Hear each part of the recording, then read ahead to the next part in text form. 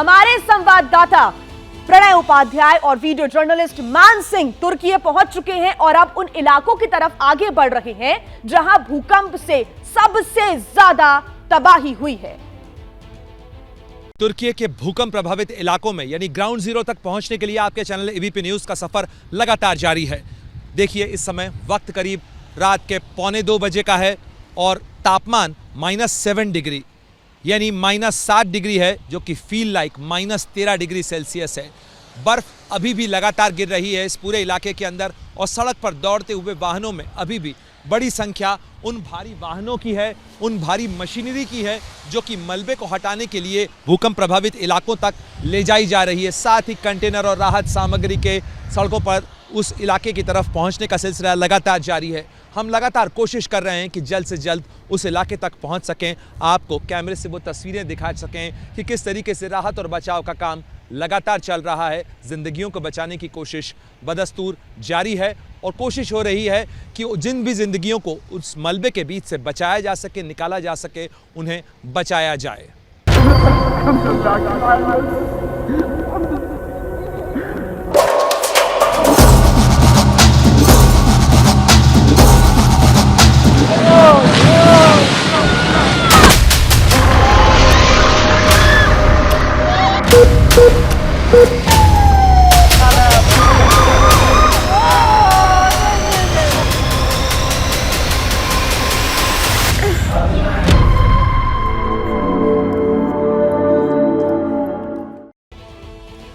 तो ऐसी डराने वाली तस्वीरें आपने देखी लगातार तुर्की से सामने आ रही हैं। वो तुर्की है जो सीरिया में आई तबाही का छोटा सा हिस्सा है। कुदरत के क्रोध के बाद बीते कुछ घंटों में दहशत की धुंध तो छट चुकी है, लेकिन अब शहर दर शहर दर्द का समंदर है। जर्रे जर्रे में जख्मों के निशान हैं, आंखों में आंसू हैं। अपनों की तलाश के लिए जगह जगह लोग भटक रहे हैं। तुर्की और सीरिया में आए भूकंप ने हजारों परिवारों को उजाड़ दिया है। कुछ तस्वीरें भी इस वक्त हम आपको दिखा रहे हैं।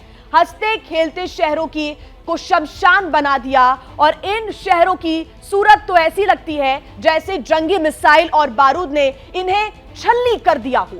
जब ड्रोन कैमरे आसमान में घूमे तो सीरिया और तुर्की का रूह कपा देने वाला मंजर ड्रोन तस्वीरों के जरिए कैद हुआ है। शब्द शून्य है, वाक्य निरर्थक है। धरा की धुरी की चोट से सब त्राहिमाम त्राहिमाम है।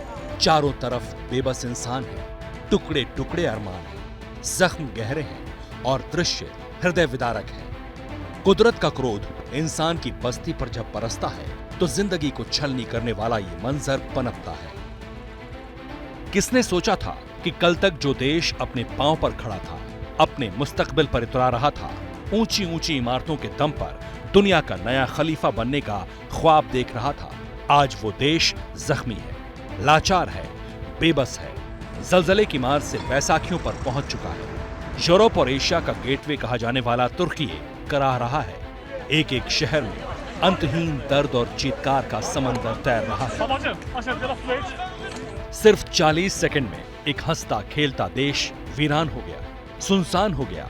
ये बदहवा सी डरा रही है, खंडहर दिलों में खौफ भर चुका है। ऐसा लगता है कि जैसे किसी ने इन अट्टालिकाओं पर अग्नि वर्षा कर दी हो। लेकिन कोई मुगालते में ना रहे, क्योंकि कुदरत का हिसाब किताब सबकी समझ से परे है। जब जब इंसान ने कुदरत को चुनौती दी, उसे आंख दिखाने की कोशिश की, तब तब प्रकृति ने इंसान को उसकी हैसियत बताने में जरा भी देर नहीं की।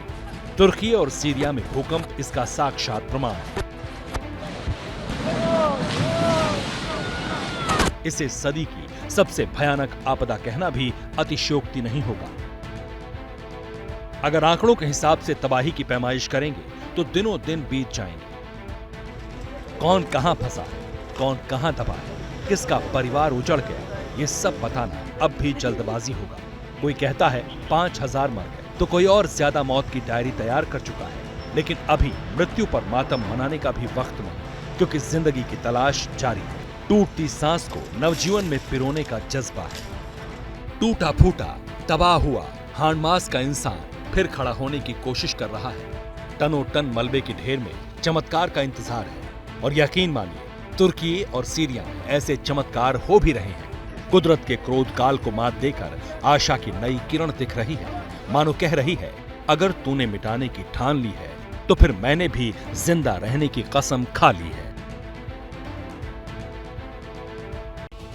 तो ये कुछ तस्वीरें ऐसी हैं जिन्हें देखकर आप सहम जाएंगे और डर जाएंगे मौत का आंकड़ा भी जानकर। बड़ी खबर इस वक्त हम आपको बता दें, इस वक्त बड़ी खबर आ रही है, तुर्की और सीरिया में भूकंप से मौत का आंकड़ा बढ़ता ही जा रहा है। अब तक भूकंप से 8,000 लोगों की मौत हो गई है और संभावना यह है कि इस मौत का आंकड़ा और भी ज्यादा बढ़ सकता है, 8,000 को भी पार यह आंकड़ा कर सकता है। और लगातार जो रेस्क्यू ऑपरेशन है वो चल रहा है, मलबे को हटाने का काम किया जा रहा है और कई जगह से तस्वीरें राहत की भी सामने आई थी जहां से जिंदा लोगों को निकाला गया। लेकिन अब यह वाकई डराने वाली खबर है कि लगातार मौत का आंकड़ा बढ़ता जा रहा है। इस आंकड़े ने 8,000 को पार कर लिया है।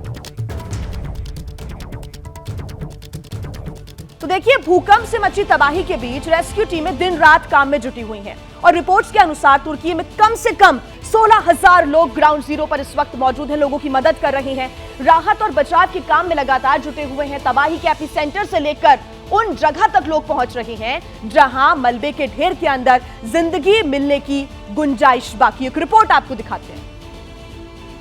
काठ का कलेजा चाहिए मौत के जबड़े में फंसी जिंदगियों की संघर्ष कथा सुनने और देखने के लिए। तुर्की से सीरिया तक का जर्रा जर्रा जख्मी है। गगनचुंबी इमारतों का गुमान धूल फांक रहा है। लाखों टन की इमारतें मौत के मलबे में तब्दील हो चुकी हैं। अनगिनत जिंदगियां किस गुमनाम मलबे में, किस कोने में दफन है, कोई नहीं जानता। मरघट हो चुकी सल्तनत में कैसे डूबती सांसें मौत से लोहा ले रही हैं और उसी बेपनाह दर्द की पहली दास्तान ये रही। लाखों टन मलबा, बोझ इतना जिसका तसव्वुर ही दम घोट दे। मौत की सल्तनत ऐसी जिसमें हवा का भी दम घुट जाए। तुर्की की इस खंडहर नुमा इमारत में जिंदगी की तलाश शुरू हुई। बेहद संकरी जगह 3 साल का मासूम कई घंटों से फंसा हुआ था। जिंदगी मौत की जंग में जिंदगी जीती बच्चे को बाहर निकाला गया। मौत के जबड़े से आजादी मिली तो ये मासूम मानो तड़प उठा। रेस्क्यू टीम एक और धराशायी बिल्डिंग में पहुंची। जाने कितने घंटों ये नन्ही जान मलबे में दफन थी। लबों पर खामोशी थी और आंखों में मौत को मात देने की जिद। घंटों रेस्क्यू चला, बच्चे ने उम्मीद नहीं छोड़ी, उसे बचा लिया गया। तुर्की के जर्रे जर्रे में ऐसे ही अंतहीन दर्द दफन है। ये नौनिहाल भी एक किस्मत वाला था।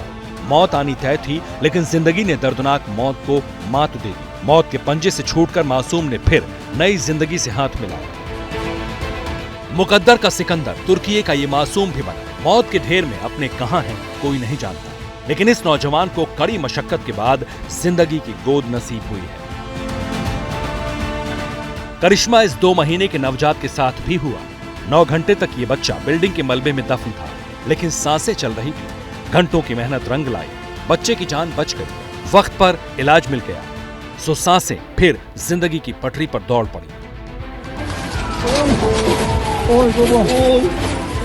मारने वाले से बचाने वाला बड़ा होता है। तस्वीरें तुर्की के गाजियाटेप की हैं, जहां 7.8 तीव्रता वाले भूकंप का गढ़ था। मौत का तांडव यहां के जर्रे जर्रे पर कहर बनकर टूटा, लेकिन मौत को मात देने में ये मासूम भी कामयाब रहा। कलेजा कपाने वाली ऐसी ही तस्वीर सीरिया के अलेप्पो के कतमा गांव से आई, जहां धराशायी इमारत के नीचे बच्चा दफन था। सांसें चल रही थी, जिंदगी की डोर मौत काटती, उससे पहले लाखों टन के मलबे को तोड़कर मासूम जिंदगी को बचा लिया गया। तुर्की और सीरिया के लिए दुआ कीजिए। दुआ ये कि मदद के हाथ फरिश्ता बनकर जिंदगी की टूटती आस तक ऐसे ही पहुंच जाए।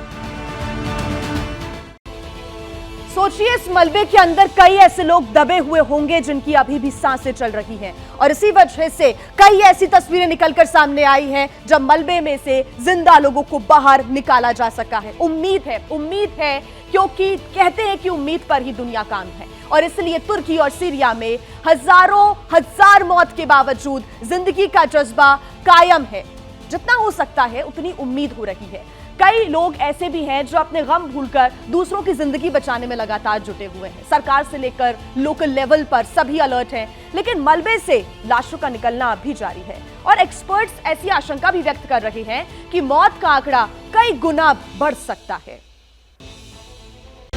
कहते हैं कुदरत की लाठी में शोर नहीं होता। तुर्की ने जो कुछ देखा, सीरिया ने जो कुछ सहा, उसके बाद ये कहावत और ज्यादा मुफीद हो गई। महाप्रलय वाली तबाही दबे पांव वाली उस वक्त आई जब इंसान के पास संभलने तक का मौका नहीं था, और फिर इसके बाद जो कुछ हुआ वो दुनिया के सामने इन तस्वीरों के तौर पर सामने है। हालात ये हैं कि अब हर मिनट कई शहर लाशें उगल रही हैं। तुर्की और सीरिया में भूकंप से मरने वालों का आंकड़ा लगातार बढ़ रहा है। सोमवार दोपहर तक जो आंकड़ा 2300 के आसपास था, अब डबल से ज्यादा हो चुका है। लेकिन एक्सपर्ट्स का मानना है कि यह आंकड़ा 8 गुना से ज्यादा हो सकता है। वर्ल्ड हेल्थ ऑर्गेनाइजेशन WHO ने साउथ तुर्की के साथ नॉर्थ सीरिया में 32,000 लोगों की मौत की आशंका जताई है। WHO के मुताबिक भूकंप की वजह से तुर्की और सीरिया में 2 करोड़ 30 लाख के आसपास की आबादी प्रभावित हुई है।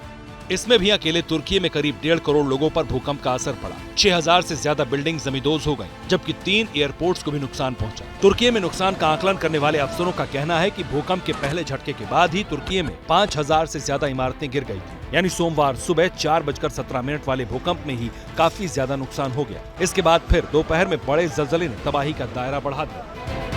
वहीं UN का मानना है कि मरने वालों की संख्या और भी बढ़ेगी, क्योंकि इस लेवल के भूकंप के बाद ऐसा होना कोई असामान्य बात नहीं। मंगलवार को पूरे दिन तुर्की से जलजले के बाद तबाही और बर्बादी की भयानक तस्वीरें सामने आती हैं। कुछ लोगों ने वो वीडियो भी पोस्ट किए जो उनकी कार वाले कैमरे में रिकॉर्ड हो गए थे। बताया जा रहा है कि तुर्की में 7.8 और 7.6 तीव्रता के जो 2 बड़े भूकंप आए थे, उसके अलावा अभी तक 276 से ज्यादा आफ्टर शॉक्स रिकॉर्ड किए गए। यानी तुर्की और सीरिया की जमीन लगातार हिल रही है। कहा यह भी जा रहा है कि जिन इलाकों में जलजला आया वो घनी आबादी वाले थे। तुर्की तो दुनिया के सबसे ज्यादा भूकंप प्रभावित इलाकों में से एक है। यहाँ ज्यादातर इमारतें पुरानी और कंक्रीट से बनी हैं, जबकि सीरिया की इमारतें भी कई साल से सिविल वॉर के दौरान हुई बमबारी और एरियल स्ट्राइक में काफी कमजोर हो चुकी थी। इसकी वजह से भूकंप का झटका नहीं झेल पाई और भरभरा कर गिर गई।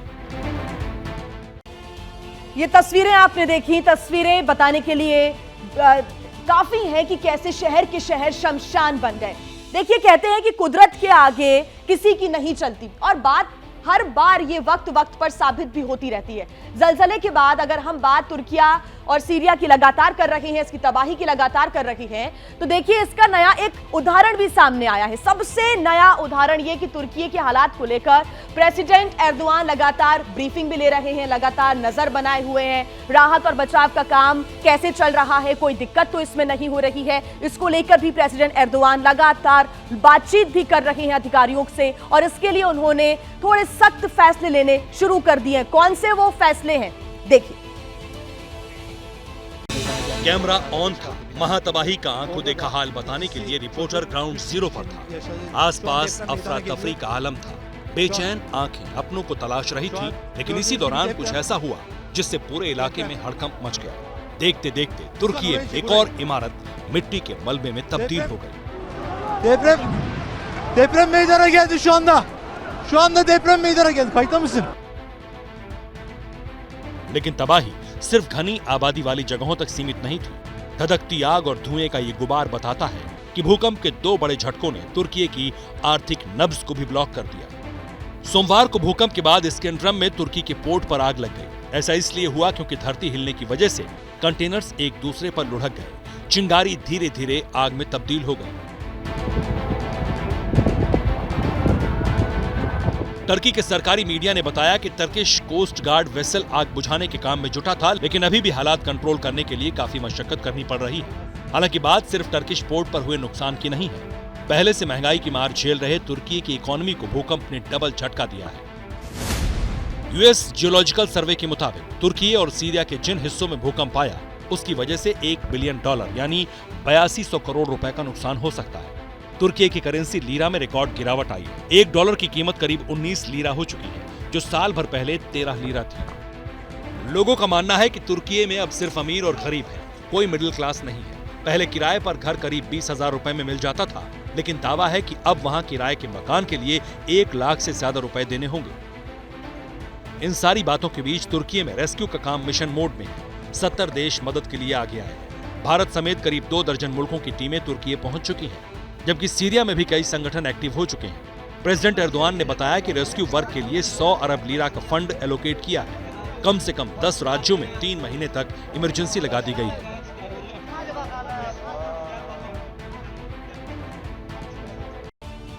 बात भारत की कर लेते हैं, क्योंकि भारत इस वक्त एक बहुत महत्वपूर्ण रोल अदा कर रहा है। वो इसलिए क्योंकि तुर्की इस वक्त ऐसे मुकाम पर है जहां उसे दोबारा खड़े होने के लिए दूसरे देशों की मदद की जरूरत है।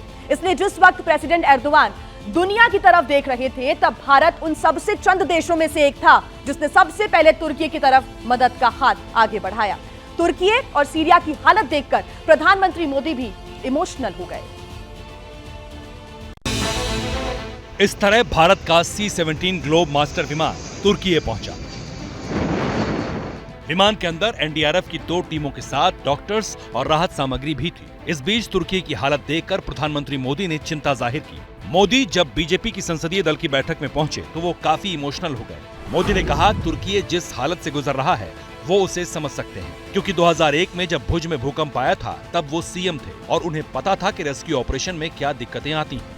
असल में इस वक्त तुर्की से जिस तरह की तस्वीरें आ रही हैं, उनसे पता चलता है कि रेस्क्यू और रिलीफ ऑपरेशन के लिए किस तरह जूझना पड़ रहा है। तुर्की की disaster and emergency management authority के मुताबिक 4700 इमारतों से 8000 से ज्यादा लोगों को किसी तरह बाहर निकाला गया है। लेकिन चूंकि आसमानी आफत जारी है, बर्फबारी हो रही है, इस वजह से राहत और बचाव में रुकावटें आ रही हैं। गौर करने वाली बात यह है कि जिन जगहों को सबसे ज्यादा नुकसान पहुंचा, उनमें से ज्यादातर इलाकों का तापमान इस वक्त 0 डिग्री से नीचे है। बर्फ और बारिश ने मुसीबतों को दोगुना कर दिया है। ओस्मानिये, अडियामार, माल्टया और कहरामनमारस जैसे इलाकों में तापमान 0 से नीचे चल रहा है। इस बीच यूएन के चीफ का भी बयान सामने आया। गुटरेज ने कहा कि इस वक्त पूरी दुनिया को तुर्की और सीरिया की मदद के लिए आगे आना चाहिए, जितना हो सके मदद करनी चाहिए।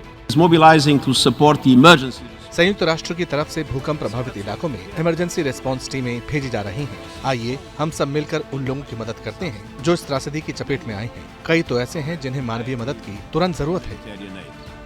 हालांकि यूएन की अपील से पहले ही कई देश अपनी रेस्क्यू टीम और मदद के लिए दूसरे इक्विपमेंट्स तुर्की भेज चुके हैं। इनमें भारत के अलावा America, Germany, France, Israel, Britain और मैक्सिको जैसे देश शामिल हैं, जबकि कई ऐसे मुल्क हैं जिनका सामान किसी भी वक्त दोनों देशों में पहुंच सकता है। इधर सीरिया में बचाव कार्यों में व्हाइट हेलमेट्स नाम का सेल्फ डिफेंस ग्रुप एक्टिव है, लेकिन सिविल वॉर से जूझ रहे इस देश में लोगों को बुनियादी मेडिकल ट्रीटमेंट भी मुश्किल से नसीब हो रहा है। लोगों का कहना है कि लाश निकालते निकालते कलेजा पत्थर का हो चुका है।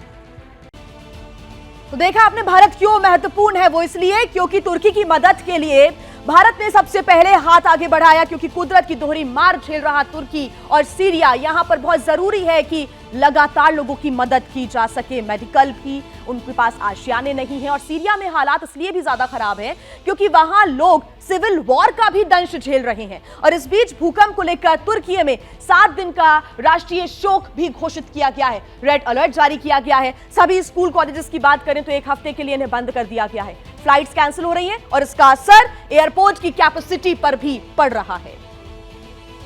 तुर्की के एयरपोर्ट पर इसी तरह की भीड़ है। भूकंप की वजह से कई लोग ऐसे हैं जो फौरन अपने घरों की तरफ, अपने देश की तरफ जाना चाहते हैं, लेकिन कई फ्लाइट्स कैंसिल हो चुकी हैं, कई उड़ानें डिले हैं। इसी के चलते खराब मौसम के बीच इस्तांबुल एयरपोर्ट में भीड़ का प्रेशर पड़ रहा है। हालांकि इस भीड़ में कई लोग ऐसे भी हैं जो अब इस्तांबुल एयरपोर्ट से तुर्की के उन शहरों की तरफ जा रहे हैं जहां इस वक्त लोगों को सहारे की जरूरत है। रिपोर्ट्स के मुताबिक भारी बर्फबारी के बीच एयरपोर्ट पर फुटफॉल बढ़ता जा रहा है। अब सवाल है कि ये भूकंप क्यों आया, तो इसे लेकर कई एक्सपर्ट्स एक थ्योरी लेकर सामने आए हैं। बताया जा रहा है कि ये भूकंप इंटरसेक्टिंग फॉल्ट की वजह से आया।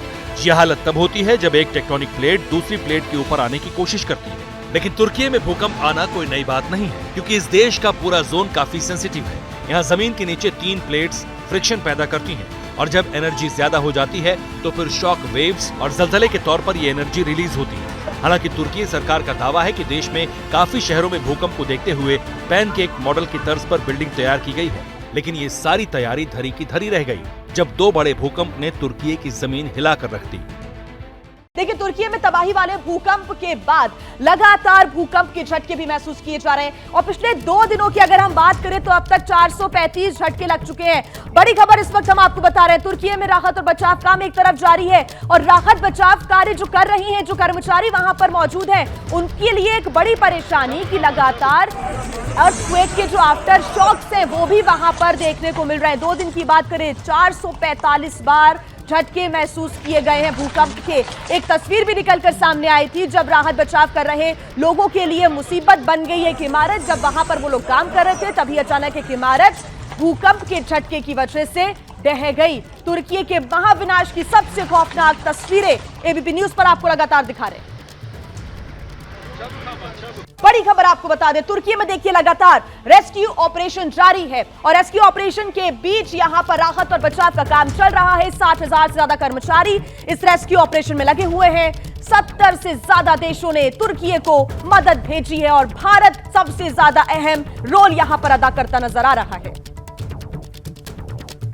तो 70 देशों ने मदद के लिए तुर्की का हाथ आगे बढ़ाया है। तुर्की के लिए लगातार अपने देशों के द्वारा टीम्स यहां पर भेजी जा रही है। भारत ने भी टीम भेजी है। मेडिकल की सुविधाएं भारत की तरफ से तुर्की भेजी जा रही है। तुर्की में रेस्क्यू ऑपरेशन लगातार जारी है और अगर हम राहत और बचाव का कार्य देखें तो यहां पर 60,000 से ज्यादा कर्मचारी इसके लिए लगे हुए हैं। 70 से ज्यादा देश ऐसे हैं जिसने तुर्की को मदद भेजी है। बता दें कि अभी जो मौत का आंकड़ा है वो 8,000 से आगे बढ़ चुका है।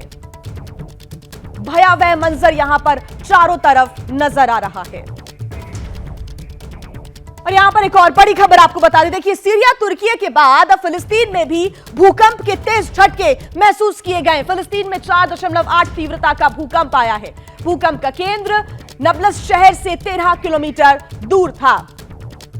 रेक्टर स्केल पर इसकी तीव्रता मापी गई है 4.8। बड़ी खबर इस वक्त हम आपको बता रहे हैं, तुर्की में जो भूकंप आया सीरिया तक इसका असर देखने को मिला और अब फिलिस्तीन में भी भूकंप के तेज झटके महसूस किए गए हैं। बड़ी खबर की बात कर लेते हैं। बड़ी खबर दिल्ली से, बड़ी खबर आपको बता दें, एमसीडी में मेयर को लेकर आज सुप्रीम कोर्ट में सुनवाई होगी। आम आदमी पार्टी ने दरवाजा खटखटाया सुप्रीम कोर्ट का। चुनाव के 2 महीने बाद भी मेयर नहीं चुना जा सका है और जितनी बार भी मेयर चुनने के लिए जो बैठक हुई है सदन के अंदर उसको लेकर भी हंगामा देखने को मिला और दिल्ली में मेयर चुनाव पर सुप्रीम कोर्ट में आज सुनवाई होगी। लगातार संभावनाएं व्यक्त की जा रही थी कि जल्द ही दिल्ली को एक नया मेयर मिल जाएगा, लेकिन बीजेपी और आम आदमी पार्टी के बीच लगातार तल्खियां बढ़ती जा रही है। आम आदमी पार्टी के अपने गंभीर आरोप है तो वहीं बीजेपी भी लगातार पलटवार करते हुए आम आदमी पार्टी पर आरोप लगा रही है। आम आदमी पार्टी ने बीजेपी पर आरोप लगाए और जो ताजा आरोप बीजेपी पर लगाए आम आदमी पार्टी ने वो ये है कि बीजेपी आम आदमी पार्टी के जो पार्षद हैं उनको अपने पक्ष में करना चाहती है, खरीदना चाहती है, प्रलोभन देना चाहती है और ये गंभीर आरोप आम आदमी पार्टी ने बीजेपी पर लगाया और यही वजह है कि अब तक दिल्ली को अपना नया मेयर नहीं मिल सका है। लेकिन आज सुप्रीम कोर्ट में सुनवाई होगी एमसीडी के मेयर को लेकर। एक और बड़ी खबर इस वक्त हम आपको बता दें, देखिए तुर्की की लगातार हम बात कर रहे हैं, यहां पर तबाही पर एक और बहुत बड़ी खबर आपको बता दें, तुर्की में 60,000 से ज्यादा मौत की आशंका व्यक्त की जा रही है। रिस्क लेयर के हवाले से ये बड़ी खबर हम आपको बता रही है और जो कि संभावनाएं भी लगातार व्यक्त की जा रही थी, कितनी सारी इमारतें मलबे में तब्दील हो चुकी हैं। तुर्की और सीरिया की अगर हम बात करें तो यहां से मौत का बड़ा आंकड़ा निकलकर सामने आएगा और अब जो दावा किया जा रहा है, जो आशंका व्यक्त की जा रही है, उसके हिसाब से 60,000 से ज्यादा मौत की खबर और आशंका जिस रिस्क लेयर के हवाले से ये बड़ी खबर हम आपको बता रहे हैं। इसके पहले WHO ने भी अपनी तरफ से दावे किए थे और कहा था कि 35 से 40,000 से ज्यादा यह आंकड़ा मौतों का हो सकता है। सभी की तरफ से अपने अपने दावे किए जा रहे हैं, लेकिन दुनिया की तरफ से यही दुआ कि तुर्की और सीरिया जल्द से जल्द इस आपदा से उभर पाए। बड़ी खबर आपको बता दें, बड़ी खबर आ रही है तुर्की और पाकिस्तान से जुड़ी हुई। पाकिस्तान के पीएम शहबाज शरीफ का तुर्की का दौरा रद्द हो गया है। बता दें कि शहबाज शरीफ आज तुर्की दौरे पर जाने वाले थे। सूत्रों के हवाले से अब जानकारी मिल रही है कि तुर्की के राष्ट्रपति एर्दोआन ने पाकिस्तान के पीएम शहबाज शरीफ को तुर्की आने से मना कर दिया है। तो अब शहबाज शरीफ तुर्की नहीं जाएंगे, उनका तुर्की दौरा जो है वो रद्द हो गया है। बड़ी खबर इस वक्त हम आपको बता रहे हैं, पाकिस्तान के पीएम शहबाज शरीफ का तुर्की का दौरा रद्द हो गया है। एक तरफ जहां तुर्की में भयावह मंजर निकलकर सामने आ रहा है, डराने वाली तस्वीरें निकलकर सामने आ रही हैं, इस बीच ये बड़ी खबर कि पाकिस्तान के पीएम शहबाज शरीफ का तुर्की दौरा रद्द हो गया है। शहबाज शरीफ बता दें कि आज तुर्की दौरे पर जाने वाले थे और अब ये बताया जा रहा है, सूत्रों के हवाले से ये खबर मिल रही है कि तुर्की के राष्ट्रपति एर्दोआन ने पाकिस्तान के पीएम शहबाज शरीफ को तुर्की आने से मना कर दिया है। स्वाभाविक है कि वहां पर स्थिति अभी ठीक नहीं है। तुर्की में लगातार जो भूकंप के झटकों से तबाही है उसका खौफनाक मंजर देखने को मिल रहा है। लगातार रेस्क्यू ऑपरेशन जारी है और साथ ही अब प्रेसिडेंट एर्दोआन ने पीएम शहबाज शरीफ को तुर्की आने से मना कर दिया है। बड़ी खबर इस वक्त एक और आपको बता दें, देखिए पाकिस्तान का ये हश्र क्यों हो रहा है, इससे जुड़ी अगली खबर है। ये हश्र इसलिए हो रहा है क्योंकि उससे दोस्ती भी दूर, उसके जो दोस्त है वो भी दूर होते जा रहे हैं। ये किसी से छिपा नहीं है क्योंकि डॉलर के मामले ही नहीं, दिमागी तौर पर भी पाकिस्तान के हुक्मरान कंगाल हो गए हैं, जिन्होंने 75 साल हिंदुस्तान से अदावत में निकाल दिए, होश और तालीम पर कभी ध्यान ही नहीं दिया। ये बात पाकिस्तान के पूर्व मंत्री मिफ्ता इस्माइल ने भी मान ली है। वो भारत के आईटी सेक्टर की खुलकर तारीफ कर रहे हैं। पाकिस्तान के कंगाली की वजह बताते हुए मिफ्ता इस्माइल ने ट्वीट किया, उनके पास आईआईटी और दूसरे अच्छी यूनिवर्सिटीज हैं और हमारे पास नहीं है। इसके अलावा कानून और व्यवस्था की समस्या के चलते विदेशी ना तो पाकिस्तान में निवेश करते हैं, ना सर्विसेज से जुड़े ऑफिस खोलते हैं। सबसे खास बात यह है कि जो बात पाकिस्तान के पूर्व मंत्री कह रहे हैं, हुकूमत से खार खाई अवाम भी वही बात कह रही है। इंडियन एजुकेशन की अपनी क्रेडिबिलिटी बहुत ज़्यादा है। वहाँ पे इंडिजिनस लेवल पे अगर हम लोग एजुकेशन को देखें तो वो बहुत तगड़ी है। मिसाल के तौर पे अगर हम लोगों को बाहर हार्वर्ड मिलता है या किंग्स कॉलेज मिलता है या LSE मिलता है, तो हम लोगों को इंडिया में IIT मिलता है। सवाल ये है, पाकिस्तान एजुकेशन के मामले में पिछड़ा क्यों है? वहाँ तालीम ताले में क्यों है? वो हिंदुस्तान के मुकाबले खड़ा क्यों नहीं हो सका? इसका जवाब भी पाकिस्तान की आवाम से ही सुनिए। पाकिस्तान को एक इल्यूजन में रखा गया है हमारे लोगों को कि आप जो गज़वा हिंद हो जाएगी, ये हो जाएगा, वो हो जाएगा। अब कहने का मतलब ये है कि इस टाइम इस डेवलप मतलब दुनिया में अगर आपने किसी को मीट करना है तो आपको उसके बराबर होना पड़ेगा। अगर आप नहीं होते तो फिर आपको जो प्रॉब्लम आज तक फेस करते आ रहे हैं मजीद करनी पड़ेंगी। पाकिस्तान की हुकूमतों ने जितनी मेहनत अपनी आवाम को गज़वाए हिंद के सपने दिखाने में की, उसका 1% भी पाकिस्तान को पढ़ाने लिखाने पर खर्च नहीं किया। नतीजा ये है कि जिन लोगों ने नया पाकिस्तान बनाने के ख्वाब दिखाए थे, उन्हें आवाम अब आईना दिखा रही है। टेक्नोलॉजी बेस्ड जितनी भी होती है, दुनिया तरक्की कर रही है, इंडिया बहुत आगे है हमसे, हर बंदा हमसे टेक्नोलॉजी में बहुत आगे है और हम तो भी थर्ड वर्ल्ड कंट्रीज़ में हैं। टेक्नोलॉजी बेस्ड तो इंडिया तो हमसे बहुत आगे है और हमें भी फ़ौरन इस चीज़ पे अपने आप को कवर करना पड़ेगा ताकि हम मार्केट में कम्पीट कर सकें। कंगाली की टीस झेलती पाकिस्तानी अवाम शहबाज के खिलाफ गोलबंद हो रही है। कह रही है, तुमने आटा दाल भले ही छीन लिया, तालीम छीनोगे तो बुरा अंजाम होगा। जिस तरह आपने इंडिया की मिसाल दी, हमारे पड़ोसी मुल्क में टेक्नोलॉजी में हमसे बहुत आगे चला गया। इस खुराक और दूसरे चीज़ों की किल्लत तो हम बर्दाश्त कर सकते हैं, लेकिन ये कौम जिसे अल्लाह के रसूल सल्लल्लाहु अलैहि वसल्लम ने भी तालीम का कहा है, खुद कुरान में इक़रा बिस्मि रब्बिकल्लज़ी खलक़ वाले कई आयात मौजूद हैं इस जैसे। तो इस तनाजुर में आपके बात से एग्री करते हुए ये ऐड करूँगा कि आटा नमक की किल्लत बर्दाश्त कर सकते हैं, लेकिन नॉलेज की किल्लत बर्दाश्त नहीं कर सकते। पाकिस्तान कभी इस नाम पर तो कभी उस नाम पर बरसों से भीख बटोरता रहा। सारे पैसे या तो दहशतगर्दी पर खर्च किए या फिर फौज पर लुटाए। इसका जो अंजाम होना था वही आज पाकिस्तान भुगत रहा है। और देखिए पाकिस्तान में क्या स्थिति है, यहाँ की आवाम बहुत अच्छे से समझती है, अच्छे से बेहतरी से समझती है, क्योंकि उन्हें ये सब झेलना भी पड़ रहा है। पाकिस्तान की अगर हम बात कर रहे हैं तो यहाँ महंगाई लगातार रोज रिकॉर्ड तोड़ रही है। वहाँ लोगों को जरूरत की मामूली चीजें भी मयसर नहीं है। हालात ये हो गए कि पाकिस्तानी जरूरत की चीजें भारत के शहरों से खरीद कर ले जा रहे हैं। पाकिस्तान से जायरीनों का जत्था जब अजमेर पहुंचा तो उन लोगों ने जरूरत की छोटी मोटी चीजों की खरीद पर करीब 1.25 करोड़ रुपए खर्च कर दिए और ये सामान खरीद कर वो पाकिस्तान ले गए। बड़ा ढिंढोरा पीटते थे पाकिस्तान के हुक्मरान न्यू पाकिस्तान बनाने का। मुल्क के लिए कपड़े बेचने के दावे होते थे। कपड़े बेचूंगा, सस्ता आटा मुहैया करूंगा, आपको अपनी जिंदगी लड़ा दूंगा और आपको खुशहाल करूंगा और पाकिस्तान को अजीम करूंगा। हर जाली दावा धरा रह गया शरीफ साहब। बर्बादी की सुनामी आई तो पाकिस्तान के कपड़े बिके नहीं, फट गए। रिकॉर्ड तोड़ महंगाई दर 28% के करीब है। महंगाई की मारी अवाम भारत के सस्ते सामान को देखकर आहें भर रही है।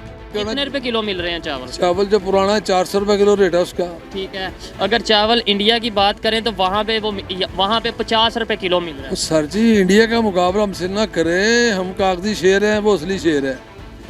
नहीं, हम तो मतलब जज्बे वाले हैं, मुसलमान हैं। जज्बा तो जंग हो तो जज्बा होता है ना, जंग किधर है, जहाद किधर है? इधर तो जज्बा सारा चोरी में लगा हुआ है। हुक्मरानों से लेके वाम तक हर बंदा कहता कि मैं रात को सौ गरीब, सुबह उठो तो मेरे घर पर आटो खड़ी हो। पाकिस्तानी यूं ही बेचैन नहीं। मोदी की नीति रीति का मुरीद पाकिस्तान ऐसे ही नहीं हुआ। पाकिस्तान में खाने पीने की चीजें आवाम के होश कैसे उड़ा रही हैं, इसे भी समझिए। भारत में चावल 40 से 50 रुपए किलो बिक रहा है, जबकि पाकिस्तान में 400 रुपए किलो मिलता है। भारत में आटा 25 से 30 रुपए किलो मिलता है, जबकि पाकिस्तान में 160 से 200 रुपए किलो भी मयस्सर नहीं हो रहा। भारत और पाकिस्तान में दाल, चीनी, घी तक के दाम में जमीन आसमान का फर्क है। पाकिस्तानी बोल उठे हैं, भारत असली शेर है। यही चीज़ कोई भी इधर आप अगर चनों की बात करें, दाल की बात करें, ये चावल पड़े हैं, अगर लेट सपोज यहाँ पे 100 रुपये की है, 60 किलोमीटर पार इंडिया की बात करें, वहाँ पे वो 40 रुपये की, 20 रुपये की मिल रही है। आटा यहाँ पे मिल रहा है 160 का, वहाँ पे मिल रहा है तकरीबन 25-30 का। वजह क्या है? दुकानदार के करीब क्या वजह है? अच्छा, इसकी सबसे बड़ी वजह जो है ना, वो पहले तो पाकिस्तान की इकोनॉमी है। इकोनॉमिक क्राइसिस आपके सामने जा रहे हैं कि पिछले 2-2.5 साल में पाकिस्तान की इकोनॉमी किस तरह से दिन ब दिन नीचे से नीचे जाती जा रही है।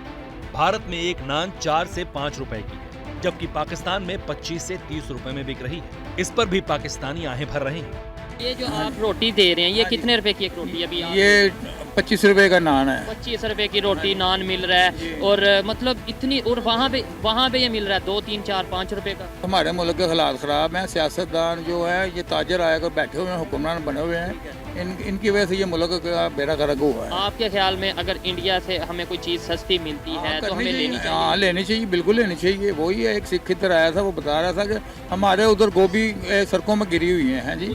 हाँ जी, तो इधर 200 रुपए किलो है। और प्याज वहाँ पे आज 250 रुपए किलो है प्याज। वहाँ पे 20-30 रुपए किलो। हाँ, यही बातें हैं। वो तो हमारा मजाक उड़ा रहे हैं मोदी वगैरह, जो कह रहे हैं। ये देखो, इन्हें क्या करना है, इनसे जंग क्या करें, इन्हें ऐसे ही मार देंगे, इनकी मैशत तबाह कर दो। ये मार नहीं देंगे, ये खुद मार के, अल्लाह ना करे।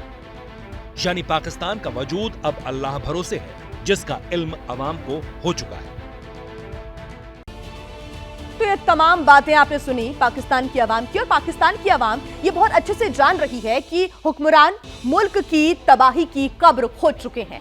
जो रही सही कसर है वो भी जल्द ही पूरी कर देंगे, और इसका सबूत पाकिस्तान की संसद में भी दिखा। पाकिस्तान में कंगाली है, लेकिन वहां की पार्लियामेंट में बहस मुल्क में फैली भुखमरी पर नहीं हो रही, बल्कि पाकिस्तान के सांसद फतीहा यानी किसी की मौत के बाद पढ़ी जाने वाली दुआ पर झगड़ा कर रहे हैं, क्योंकि वो फातिहा जनरल परवेज मुशर्रफ का था।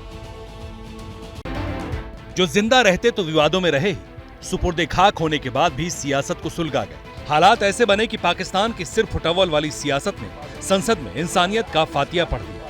जनाब चेयरमैन, मुझे बड़े अफसोस हुआ कि हम इस हद तक चले गए हैं कि हम इस दुनिया से जाने वाले एक शख्स के लिए भी दुआ से भी गए। दरअसल जमाते इस्लामी के सीनेटर मुश्ताक अहमद ने तुर्की में भूकंप में मारे गए लोगों के लिए फातिहा की बात कही, तो पीटीआई के सांसद शहजाद वसीम मुशर्रफ के लिए फातिहा पढ़ने पर अड़ गए, लेकिन जमाते इस्लामी अड़ गई। परवेज मुशर्रफ के लिए कोई दुआ नहीं होगी। ठीक है, नहीं, परवेज मुशर्रफ के लिए, परवेज मुशर्रफ ने आज बलूचिस्तान और खैबर पुख्तनख्वा में आग उसकी वजह से 2 दफा आइन तोड़ा है, अदलिया पर सब तकरीर ना करें। वो इज्तिमाई यार, आप दुआ करें मुश्ताक साहब, ऑनरेबल सेनेटर मुश्ताक। अड़े तो पीटीआई के सांसद शहजाद वसीम भी थे, लेकिन मुशर्रफ के लिए फातिहे में पीटीआई के अलावा किसी की दिलचस्पी नहीं थी। यह स्पीकर के लहजे से भी साफ हो चुका था। मैंने पहले अपोजिशन लीडर साहब गुजारिश की, क्योंकि पाकिस्तान के सदर मर गए थे, लेकिन सारे हुकूमत कहते हैं नहीं, तो मैं क्या कर सकता हूँ। इसी कहासुनी के बीच सत्ता पक्ष के सांसद वेल में पहुंच गए। स्पीकर ने मामला शांत कराने की कोशिश की, लेकिन पीटीआई के सांसद मुशर्रफ का फातिहा पढ़कर ही माना। सर, हमें परवेज मुशर्रफ के लिए दुआ करनी है और हम उनके लिए दुआ करेंगे। जो उसमें शामिल होना चाहता है, मेरी गुजारिश है कि वो उसमें शामिल हो। सर, दुआ एक की होती है, बाकी नहीं मानते हैं। हमारी दुआ है कि वो इस जाने फानी से कूच कर गए। अल्लाह ताला उनके मामलात में आसानी फरमाए और उनके अहले खाना को सब्र जमील अता फरमाए। इसके बाद मुशर्रफ के लिए फातिहा सत्ता पक्ष के सांसद ने भी पढ़ा, लेकिन उनका अंदाज देखिए। जो आमिर इंतकाल कर गया है, मैं उससे अल्लाह से दुआ मांगता हूँ, अल्लाह उसकी मग़फ़िरत फरमाए। तो पाकिस्तान पे कोई इतना एहसान नहीं करके गया वो। और इस तरह फातिहे के नाम पर पाकिस्तान की संसद में मुशर्रफ और पाकिस्तान दोनों का मजाक बन गया। और एबीपी न्यूज पर स्पेशल रिपोर्ट का सिलसिला लगातार जारी है। अब बात कर लेते हैं स्पेशल रिपोर्ट में पाकिस्तान की। जी हां, पाकिस्तान का मजाक सिर्फ पाकिस्तान में नहीं बना, वहां के लोग मुल्क के इंटरनेशनल बेइज्जती कराने का ठेका लेकर घूम रहे हैं। और इसी सिलसिले में नया नाम भी आया है, इंटरनेशनल टेररिस्ट दाऊद इब्राहिम के समधी जावेद मियांदाद का, जिनकी जुबान से बदतमीजी का जहर उगला तो पाकिस्तान की बेइज्जती की नई किश्त सामने आ गई। मियांदाद अपने समय में धुरंधर क्रिकेटर रह चुके हैं, लेकिन वो ये भूल गए कि उम्र बढ़ना होशमंद होने की गारंटी नहीं होती। इसका सबूत है वो जहर जो मियांदाद ने भारत के खिलाफ उगला है। मैं तो पहले भी कहते थे नहीं आता तो भाड़ में जाए, हमें कोई फर्क नहीं पड़ता, हमें हमारी क्रिकेट मिल रही है। राइट, ये आईसीसी का काम है। अगर ये चीज अगर आईसीसी कंट्रोल नहीं कर सकती तो फिर गवर्निंग बॉडी का कोई काम नहीं आई। दरअसल बीसीसीआई एशिया कप 2023 के लिए भारतीय टीम को पाकिस्तान भेजने को तैयार नहीं है। मियांदाद इसी पर बोल रहे थे और उनके इतिहास को देखें तो उनसे तमीजदारी की उम्मीद भी नहीं थी, लेकिन उन्हें चित किया पूर्व भारतीय क्रिकेटर वेंकटेश प्रसाद की गुगली। वेंकटेश प्रसाद ने ट्वीट किया, वो भाड़ में ही तो नहीं जा रहे। पहले वेंकटेश प्रसाद के 8 शब्दों वाले जवाब ने पाकिस्तान की इंटरनेशनल धुलाई की और फिर पाकिस्तान के क्रिकेट फैंस ने ही बीसीसीआई के फैसले को सही ठहरा दिया। इंडिया के कंसर्न्स भी ठीक है, जिस तरह का रिसेंटली आपको पता है ब्लास्ट हुआ है पेशावर मॉस्क में, तो उनके कंसर्न्स भी है क्योंकि उनके प्लेयर्स के लिए उनकी इंपॉर्टेंस है, तो वो चाहते हैं कि हम ऐसी कंट्री में ना भेजें जो सिक्योरिटी इंश्योर नहीं कर सकते। इंडिया नहीं आएगा तो एशिया कप की बर्थ खत्म हो जाएगी। इंडिया कभी भी इधर नहीं आएगा क्योंकि हमारे हालात इस तरह के हो चुके हैं। हमारे मुल्क के हुक्मरानों ने जो इस मुल्क को लूट के इन्होंने जो इतना नीचे लगा दिया है कि कोई बंदा पाकिस्तान आने के लिए तैयार ही नहीं है। मियांदाद को भारत की बात भले ही समझ नहीं आई, लेकिन उनके मुल्क के लोगों की जुबान तो वो समझ ही सकते हैं। पाकिस्तान को भी जान लेना चाहिए कि वो अभी बीसीसीआई के फैसलों की फिक्र छोड़ दे, अपने जिंदा रहने की फिक्र करे, वरना न पाकिस्तान बचेगा न पाकिस्तान का क्रिकेट रहेगा। पाकिस्तान की स्थिति, उसकी हालत क्या है, ये तो आपने इस रिपोर्ट में देखी। इस वक्त बड़ी खबर आपको बता दें, इस वक्त की बड़ी खबर आ रही है, तुर्की और सीरिया में भूकंप से मौत का आंकड़ा लगातार बढ़ता जा रहा है। अब तक भूकंप से 8000 लोगों की मौत हो गई है। भारत समेत दुनिया के 70 देश मदद के लिए आगे आए हैं। बड़ी खबर इस वक्त हम आपको बता रहे हैं, तुर्की और सीरिया में मौत का आंकड़ा लगातार बढ़ता जा रहा है और साथ ही दावे किए जा रहे हैं कि यह आंकड़ा आगे भी बढ़ेगा और एक बड़े आंकड़े के रूप में निकलकर सामने आएगा, क्योंकि कई इमारतें इस वक्त मलबे में तब्दील हो चुकी हैं और साथ ही अब अलग अलग देश तुर्की और सीरिया की मदद के लिए आगे आए हैं लगातार, क्योंकि यहां पर रेस्क्यू ऑपरेशन के लिए देश अपनी टीम्स भेज रहे हैं। अब तक भूकंप से 8000 लोगों की मौत की खबर निकलकर सामने आई। भारत समेत दुनिया के 70 देश मदद के लिए आगे आए हैं और साथ ही भारत ने एक बड़ा रोल अदा किया है, दोस्ती निभाई है और भारत ने सबसे पहले यहां पर एक मजबूती का हाथ आगे बढ़ाया। तुर्की की लगातार भारत मदद कर रहा है। और आइए अब बात कर लेते हैं पेरू की, जहां कयामत कहर बनकर टूटी है। पेरू की बात करें तो यहां पर लैंडस्लाइड के बाद मौत का ऐसा सैलाब आया जिसने कई शहरों को मरघट बना दिया। 36 से ज्यादा लोग यहां मारे जा चुके हैं और सैकड़ों लापता हैं। दहाड़ मारती मटमैली लहरें, जर्रे जर्रे में विनाश की परमार। दक्षिण अमेरिका के मुहाने पर बसे अदने से देश पेरू पर जब कुदरत का कहर टूटा तो मंजर देखकर दुनिया दहल उठी। पेरू में मूसलाधार बारिश के बाद लैंडस्लाइड हुआ तो कई शहर मौत की लहरों में जा फंसे। पहाड़ का मलबा लहरों के साथ मिलकर जिस भी रास्ते से गुजरा पीछे सिर्फ और सिर्फ तबाही के निशान छोड़ गया। पेरू में लैंडस्लाइड के बाद जब कीचड़ से भरा सैलाब शहर में दाखिल हुआ तो मंजर और भी डरावना था। कई लोग कीचड़ जैसी लहरों में फंसे थे, जिनमें एक शख्स खुश नसीब रहा। कड़ी मशक्कत के बाद लहरों के साथ बह रहे इस शख्स का रेस्क्यू किया गया।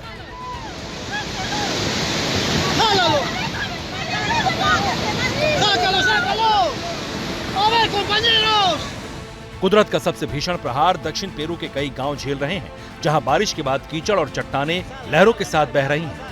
कैमाना प्रांत और मिस्की जैसे दूर दराज के इलाकों में मौत का सैलाब अब तक 36 से ज्यादा जिंदगियां निगल चुका है। भीषण सैलाब में पेरू की कई सड़कों का नामो निशान मिट गया, कई पुल टूट चुके हैं, नदियों का पानी शहरों में दाखिल हो चुका है। उफान मारती लहरें जहां से गुजर रही हैं, भारी भरकम घरों तक को तिनके की तरह अपने साथ बहा ले जा रही हैं। पेरू के कैमाना और सिकोचा शहर में अब भी कई लोग लापता हैं। लैंडस्लाइड में सैकड़ों लोगों के मारे जाने की आशंका है। कुदरत के कहर के बाद पेरू का इमरजेंसी सेंटर सियोन एक्शन मोड में है। लापता लोगों की खोज और रेस्क्यू ऑपरेशन चलाए जा रहे हैं। हेलीकॉप्टर से बाढ़ पीड़ित इलाकों में मदद पहुंचाई जा रही है, लेकिन हालात ऐसे हैं जिनसे उभरने के लिए पेरू को लंबा वक्त लग सकता है।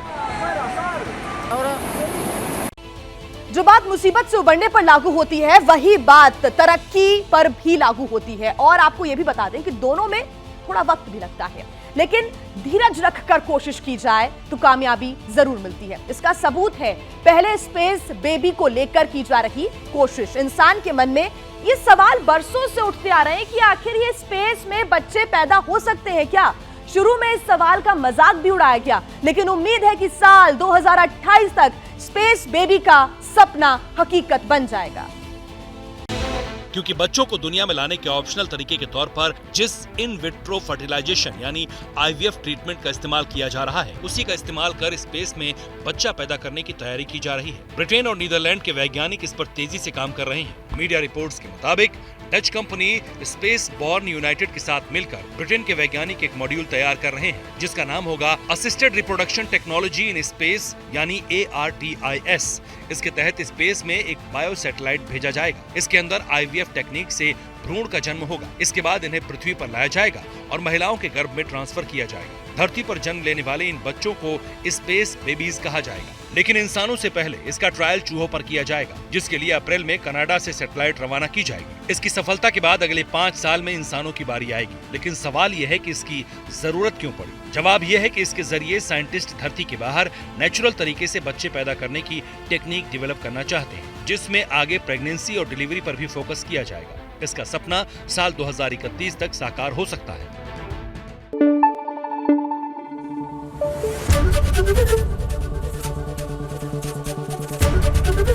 ABP न्यूज आपको रखे आगे।